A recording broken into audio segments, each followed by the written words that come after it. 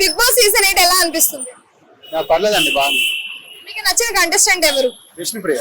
విష్ణుప్రియ. ఎందుకు విష్ణుప్రియ అని నచ్చింది? అంతమంది అమ్మాయిలు అబ్బాయిలు ఉంటుండగా. అంటే ఇప్పుడు విష్ణుప్రియ అంటే మనం ఏదో షోలలో అక్కడిక్కడ చూసుంటాం, వేరే ఎవరిని అంతా చూసినట్లేదు. ప్లస్ ఏంటంటే అందరు నిబ్బగాలి, జస్ట్ అంటే రీసెంట్ గా వచ్చిన వాళ్ళే ఉన్నారు, అంతేగాని నోన్ ఫేస్ అనేది ఎవరు లేదు, ఇంకా విష్ణుప్రియ తప్ప. అంటే విష్ణుప్రియ గేమ్స్ వరకు వస్తే ఎలా ఆడుతుంది? అంటే తను జెన్యున్, అంటే నాకు అనిపించింది ఏంటంటే నేను చూసిన ప్రకారం తను జెన్యున్ గా ఆడుతుంది అని నాకు అనిపించింది.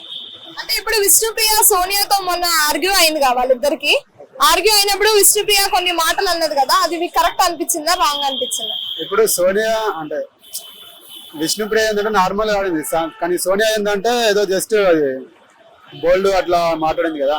సో దానికి ఏంటంటే అవసరం లేదు, అవసరం లేకపోయినా తను అంది కదా. సో అట్లా అక్కడ కొంచెం ఏంటంటే మైనస్ అనిపించింది సోనియా. ఓకే, మీకు ఎవరు ఫేక్ అనిపిస్తుంది లేదంటే వీక్ అనిపిస్తుంది? ఏ కంటెస్టెంట్? ఎపిసోడ్ 9 లో చూసినంత వరకు ప్రతిమ ఎవరున్నారు, ప్రేరణ.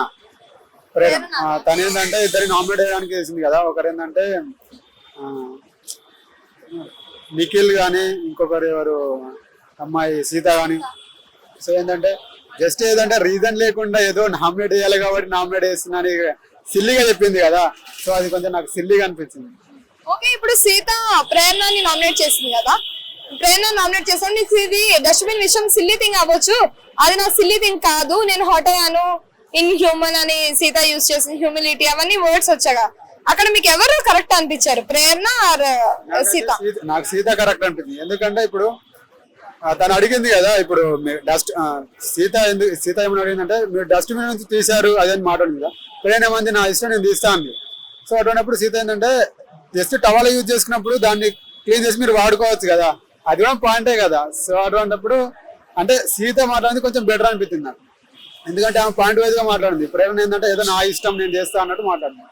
అంటే సీత ప్రేరణ నామినేషన్ చేసేటప్పుడు కొంచెం ఓవర్ యాక్టింగ్ అనిపిస్తుందా, లేదు ఉన్న పాయింటే చెప్తారా? ఇప్పుడు తను నార్మల్ గా అయితే ఏదో పాయింట్ లేవు అసలు, అంటే నామినేట్ చేయడానికి పాయింట్ లేవు, బట్ ఏదో ఒకటి తనకు అనిపించింది కాబట్టి చేసింది. కానీ సీత ఏంటంటే సీత కానీ నిఖిల్ కానీ ఏంటంటే ఆలోచించి మాట్లాడింది.